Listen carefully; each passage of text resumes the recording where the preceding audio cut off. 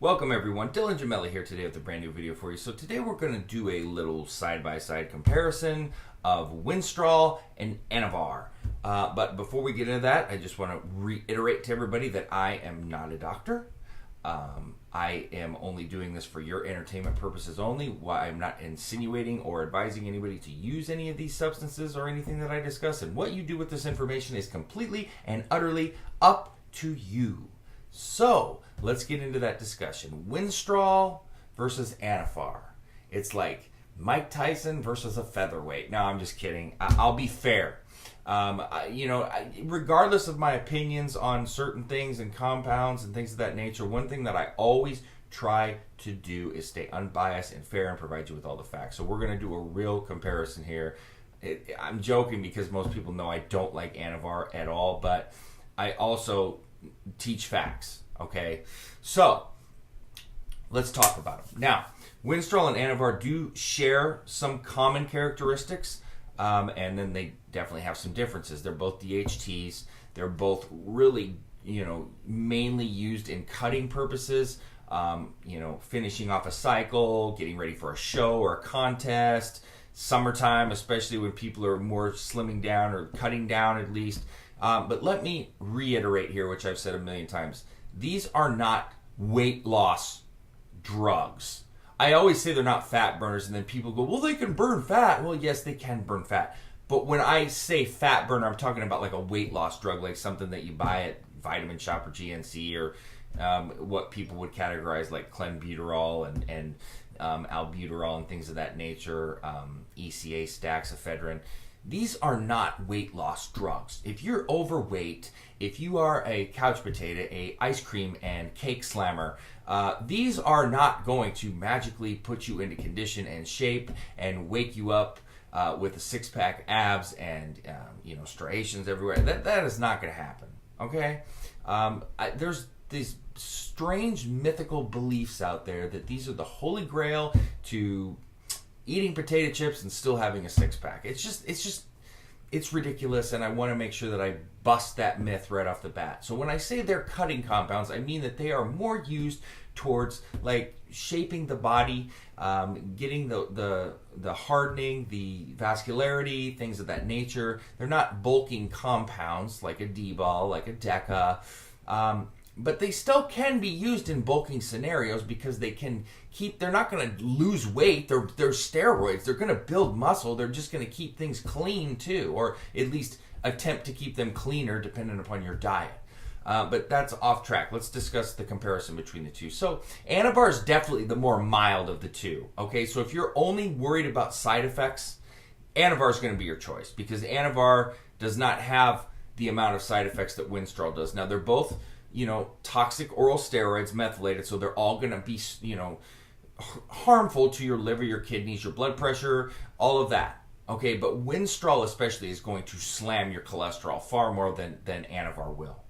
And Winstrol has the joint pain issues because it is so hardcore at drying you out that it can definitely cause joint pain, more so and more pronounced in some than others. Some people, like myself, have never had that issue whatsoever with Winstrol, but some people cannot tolerate even small, minuscule doses of Winstrol.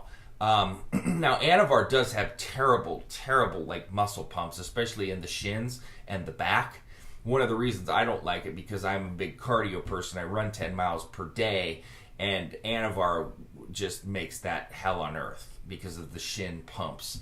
Both are suppressive, but Winstrol is going to be a lot more harsh and a lot more difficult to tolerate.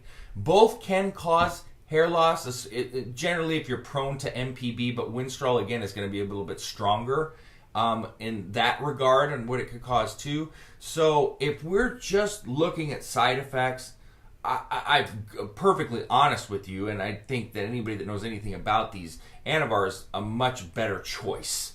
Muscle hardening. Now, both are pretty good at it. Winstrol is going to get you harder. It's going to be more pronounced. Vascularity is going to be pretty similar. Winstrol tends to have a little bit more of that as well, but it's definitely, and they both are going to add strength. Winstrol is just going to add more. If you're looking to gain size, every steroid's going to be able to provide you with that. Winstrol is going to add more size than Anavar is. It's not like it's a ton. If maybe one adds possibly 7 to 8 pounds and one's more in the 3 to 4 range. But, it is what it is. Winstrol's stronger in that regard. And a lot of people do stack them together, and that's completely fine. Just make sure you cut the doses in half. But Winstrol is definitely going to be a lot stronger for you. It's going to be able to do more. It's going to be more versatile. Now, as a female looking to use these, Anavar is going to be the better choice. It's safer. It's much more tolerable for a female. And there's just a lot less concern there. And Anavar seems to be the one steroid that's always effective with women somehow. I mean, of course there's exceptions and da-da-da-da, but in general, it's going to be the most effective and the safest for a woman. You can kickstart cycles with these. A lot of people go, well, those are only finishers. That's not true.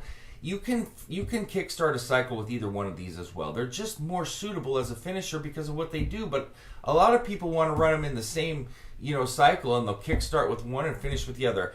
I personally feel and believe, and this is my personal opinion, that Winstrol is the better finisher because it's stronger and it shows more. But some people don't like the side effects or want to deal with it. And Anavar is just fine as a finisher. It is. It's just not as pronounced. Like I said, it's just not as profound. But Anavar does have that ability to really attack, like, problematic areas like belly fat, small amounts of belly. Let's say you're at here's an example. Let's say you're like 9% body fat, which means you're in tremendous shape. But for whatever reason, and it's just in general, your lower abs are always the much more difficult to develop or to shine. Anavar has a way of attacking belly fat better than pretty much any compound aside from trim, but that doesn't even count. It's really good at that and getting little problematic areas, more so than Winstrol is. So that's another thing to consider. Now, both of these can be used even, if you're in that 12, 13, 14% body fat. But just remember, you're always going to see more and get more out of them the better condition that you're in. I'm always going to take Winstrol over Anavar, but there's a lot of people that are going to take Anavar too, and that's fine. I just wanted to give you the facts, show you the comparisons, show you the main differences, just to kind of grasp and understand that. So that is Anavar and Winstrol compared. So that being said, www.icearms.com/forums. I'm also on the Evolutionary Forum as well as the Elite Fitness Forum, and you can email me questions at dylan@icearms.com, and please don't forget to subscribe to the channel. That being said, stay tuned for plenty more to come. Dylan Gemelli signing off.